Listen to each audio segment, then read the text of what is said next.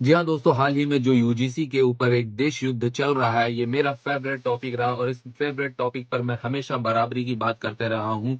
जो सदियों साल पहले हम इंसानों ने इंसानों के प्रति जो गंदगी फैलाई जाती धर्म की, वो मुद्दे पर आज के समय पर लड़ाई हो रही है। हालांकि बाबा साहब द्वारा जब संविधान बनाया गया तो हर किसी व्यक्ति को इस देश के, चाहे वो किसी भी जाति धर्म का क्यों ना हो, सबको बराबरी का दर्जा दिया गया, चाहे वुमेन्स हो चाहे कोई भी व्यक्ति हो।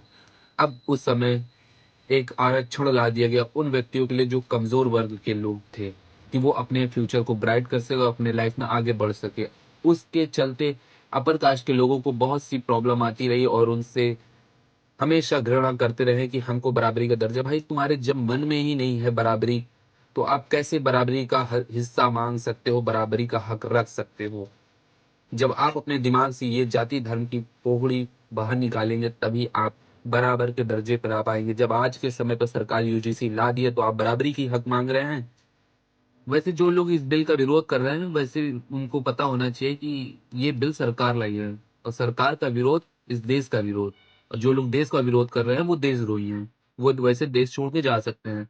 हालांकि जो भी अपर कास्ट और पैसे वाले लोग इस देश को छोड़ के जा ही रहे हैं, अपनी नागरिकता बाहर ले रहे हैं। और हाँ, ये भी है कि इस बिल का विरोध कोई दूसरे धर्म का व्यक्ति नहीं कर रहा है, हिंदू ही हिंदू का कर रहा है। ये सरकार जब तक अपर कास्ट के लोगों के लिए काम कर रही थी तब तक अच्छी थी।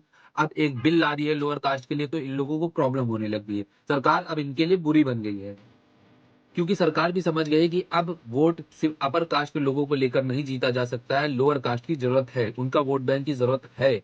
इसलिए उनके लिए ये एक्ट ला दी है। और एक डार्क रियलिटी ये भी है कि लोअर कास्ट के बच्चों को, एससी एसटी को ये भी नहीं पता होगा कि उनके लिए कोई सरकार बिल लाई है और वो बिल उनके हित के लिए है, क्योंकि उनको तो धर्म की रक्षा करनी है।